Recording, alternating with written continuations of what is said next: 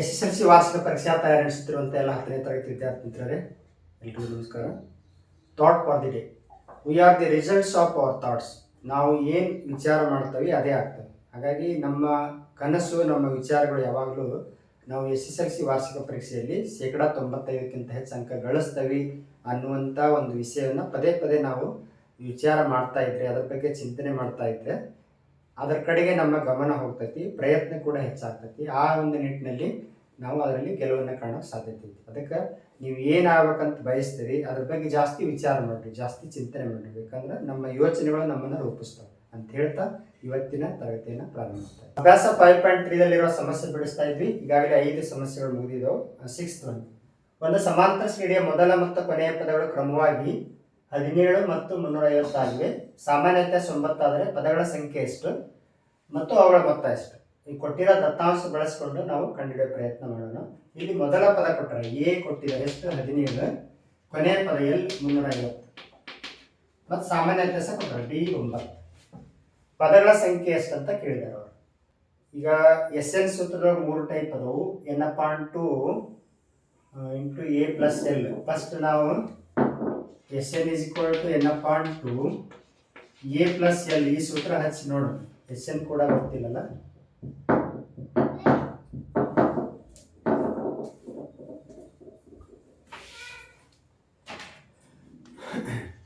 SN = n/2 into 2a plus n - 1 into D.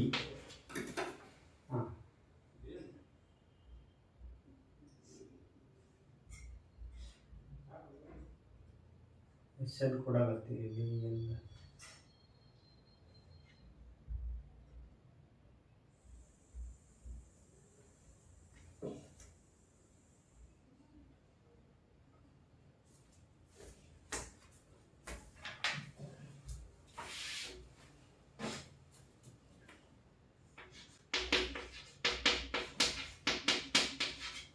ಸಮಾಂತರ ಶ್ರೇಣಿಯ ಎನ್ನೇ ಪದ ಕಂಡುಹಿಡಿಯ ಸೂತ್ರ n = a plus n - 1 into D. ಅಥವಾ ನಾವು ಏನಿದ್ದಲ್ಲೇ ಎಲ್ ಕೂಡ ಬರ್ಕೋಬಹುದು. ಎನ್ನೇ ಪದ ಅಥವಾ ಕೊನೆಯ ಪದ ಅಂತಾನೆ ತಗೋಬಹುದು. ಇಲ್ಲಿ ಕೊನೆಯ ಪದ ಗೊತ್ತಿರೋದ್ರಿಂದ ನಮ್ಗೆ ಏನಿದ್ದಲ್ಲಿ 350 ತಗೋಣ. ಎ ಅಂದ್ರೆ 17, ಎನ್ ಗೊತ್ತಿಲ್ಲ, ಕಂಡುಹಿಡಿಯುತ್ತೇವೆ. N as it is D 9. ಇದನ್ನು ಸುಲಭೀಕರಿಸಿದ್ರೆ ನಮಗೆ ಎನ್ ಬೆಲೆ ಸಿಗ್ತದೆ. 350 ಪ್ಲಸ್ 17 ಈ ಕಡೆ ಬಂದರೆ -17. ಇಲ್ಲಿ n - 1 ಇಂಟು 9. 350 17 ಕಳೆದ್ರೆ 333. ಈ 9 n - 1 ಜೊತೆ ಗುಣಿಸ್ತತಿ, ಈ ಕಡೆ ಕಳಿಸಿ ಭಾಗಿಸ್ತತಿ. ಈ ಕಡೆ ನೋಡಿ n - 1 ಭಾಗ ಹೋಗುತ್ತೆ ನೋಡಿ. 9 ಒಂದಲೇ 9 3 27, 6 ಉಳಿತು 9 63 97 63 37 -1 ಈ ಕಡೆ ಬಂದರೆ +1. n ಬೆಲೆ 38 38 ಆಯ್ತು. ಪದಗಳ ಸಂಖ್ಯೆ ಕಂಡಿದ್ವಿ. ಅವುಗಳ ಮೊತ್ತ ಎಷ್ಟು ಅಂತ ಕೇಳಿದ್ದಾರೆ. SN = n/2. ಇಲ್ಲಿ ಎ ಮತ್ತು ಎಲ್ ಕೊಟ್ಟಿರೋದ್ರಿಂದ ನಾನು ಎ ಪ್ಲಸ್ ಎಲ್ ಸೂತ್ರನ ಹಚ್ತೀನಿ. SN ಕಂಡುಹಿಡಿತಾ ಇದ್ದೀವಿ. ಎನ್ ಇದ್ದಲ್ಲೇ 38, 38/2.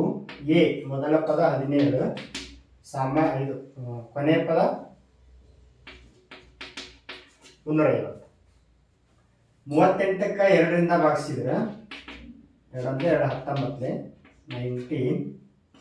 350 17 367 19ರಿಂದ ಗುಣಿಸೋದು. 6973 ಆಗುತ್ತೆ. 6973 38. ಪದಗಳ ಸಂಖ್ಯೆ 38, ಮೊತ್ತ ಎಷ್ಟು ಅಂದ್ರೆ 6973 ಆಗಿದೆ. 7 ಪ್ರಾಬ್ಲಮ್. ಒಂದು ಸಮಾಂತರ ಶ್ರೇಣಿಯಲ್ಲಿ ಡಿ = 7 ಮತ್ತು 22ನೇ ಪದ 149 ಆದರೆ 22 ಪದಗಳವರೆಗಿನ ಮೊತ್ತವಿದೆ. ಇಲ್ಲಿ ಸಾಮಾನ್ಯತೆ ಸಹ ಕೊಟ್ರ 7. 22ನೇ ಪದ ಅಂದ್ರೆ A22 = 149. ಕೇಳಿರೋದ್ರಿಂದ S22 = S22 ಕಂಡುಹಿಡಿಬೇಕಾದ್ರೆ ನಮಗೆ n/2 into A plus N ಸೂತ್ರ ಹಚ್ಬೋದು. ನಾವು ಏನ್ ಆಲ್ರೆಡಿ ಕೊಟ್ಟಿರೋದ್ರಿಂದ ನಾವು ಏನು ಮಾಡೋದು ಅಂದ್ರೆ ಎ ಫಸ್ಟ್ ಕಂಡುಹಿಡ್ಕೋಬೇಕು. ಎದನ್ನು ಬಳಸ್ಕೊಂಡು? 22ನೇ ಪದ ಬಳಸ್ಕೊಂಡು. 22ನೇ ಪದ ಹೆಂಗೆ ಬರೀಬೋದು ನಾವು? A ಪ್ಲಸ್ 21D ಅಂತ ಬರೀಬೋದು. A22 ಅಂದ್ರೆ already 149 ಕೊಟ್ಟಿರೋದ್ರಿಂದ A plus 21 into D ಅಂದ್ರೆ 7. ಸಾಮಾನ್ಯತೆ ಬೆಲೆ 7. ಏಳೊಂದೇ ಏಳು ಏಳು 14 147 147 ಈ 147 ಈ ಕಡೆ ಹೋದ್ರೆ ಮೈನಸ್ ಆಗ್ತೈತಿ, ಮೈನಸ್ 147 ಆಗ್ತೈತಿ. ಈ ಕಡೆ ಎ ಉಳಿತು 149 147 ಕಳೆದ 2. ಎ ಬೆಲೆ ಸಿಕ್ತೀವಿ ನಮಗೆ, ಎ ಎನ್ ಬೆಲೆ ಕೂಡ ಗೊತ್ತೈತಿ.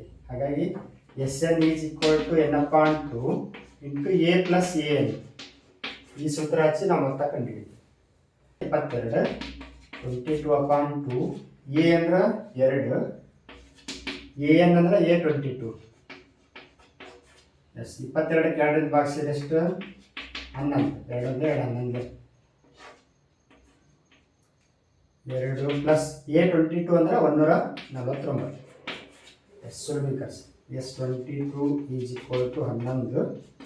149ಕ್ಕೆ 2 ಕೊಡಿಸಿದ್ರೆ 151. 11 × 151.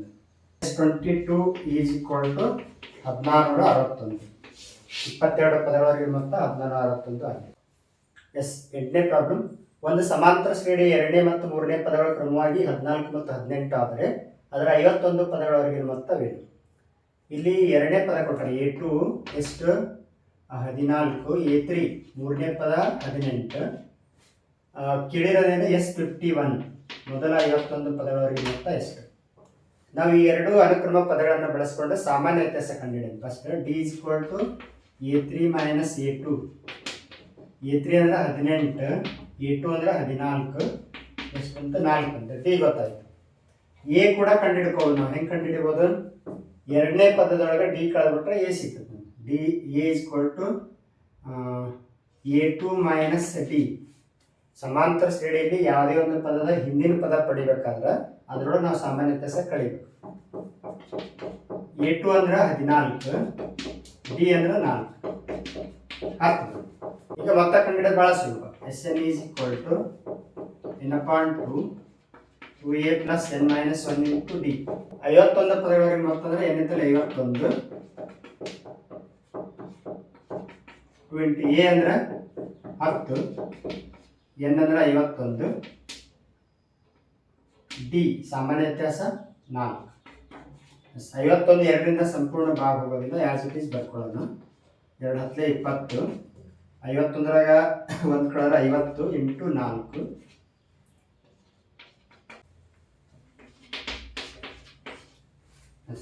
20 ಪ್ಲಸ್ 54 200 ಸುಲಭೀಕರಿಸ.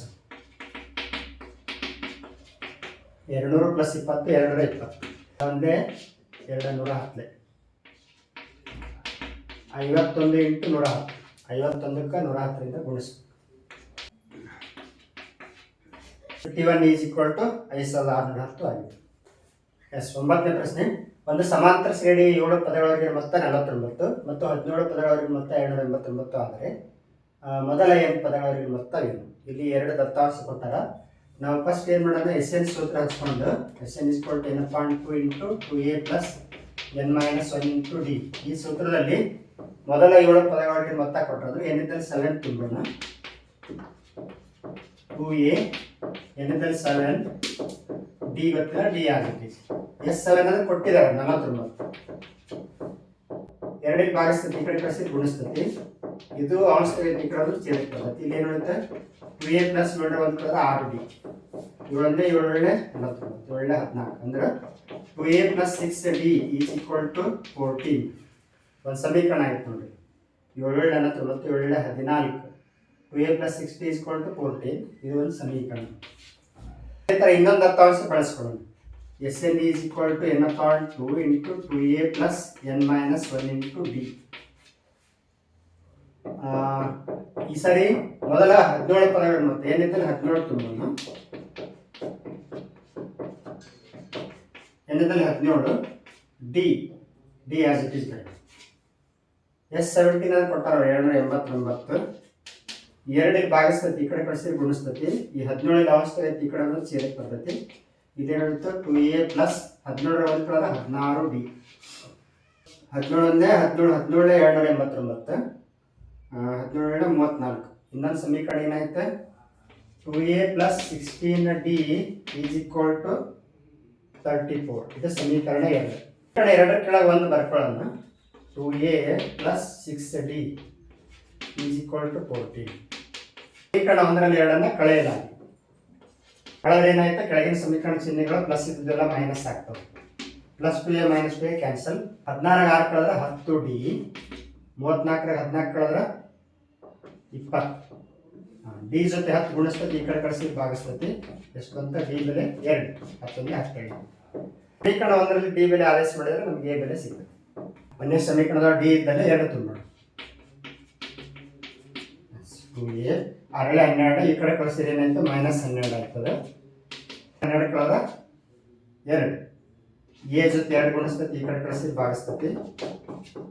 ಎ ಬೆಲೆ 1, ಎ 1 ಡಿ 2 ಅಂತ ಗೊತ್ತಾಯ್ತು. ಎನ್ ಪದಗಳಾಗಿನ ಮೊತ್ತ ಕೇಳ್ಯಾರ. ಪದಗಳಾಗಿನ ಮೊತ್ತ ಅಂದ್ರೆ ಎನ್ನಿದ್ದಲ್ಲಿ ಎನ್ನ ತುಂಬೋಣ. ಎನ್ನಿದ್ದಲ್ಲಿ ಎನ್ನ 2 ಇಂಟು ಎ ಅಂದ್ರೆ 1 ಪ್ಲಸ್ ಎನ್ನಿದ್ದಲ್ಲೇ ಎನ್ನ ತುಂಬೋಣ. ಡಿ ಅಂದ್ರೆ 2 ಸುಲಭೀಕರಿಸು. 2 2, 2 into N 2n plus into minus minus 2 2. ಈ ಪ್ಲಸ್ 2 ಮೈನಸ್ 2 ಕ್ಯಾನ್ಸಲ್. ಏನು ಉಳಿತು? 2n ಇರ್ತದೆ. 2 2 get cancel. n into n n square. ನೋಡಿ, ಈ ಥರ ಭಾಳ ಸುಲಭವಾಗಿ ಪರಿಹಾರ ಕಂಡುಹಿಡಿಯಬಹುದು. 4 ಸಮಸ್ಯೆ ಬಿಡಿಸಿ ಪ್ರಾಕ್ಟೀಸ್ ಮಾಡಿರಿ. ಮುಂದಿನ ವಿಡಿಯೋದಲ್ಲಿ 5.3 ಮುಂದುವರೆ ಸಮಸ್ಯೆ ಬಿಡಿಸೋಣ. ಇಲ್ಲಿಗೆ ಈ ವಿಡಿಯೋ ಪಾಠ ಮುಗಿಸ್ತಾ ಇದ್ವಿ. ಧನ್ಯವಾದಗಳು.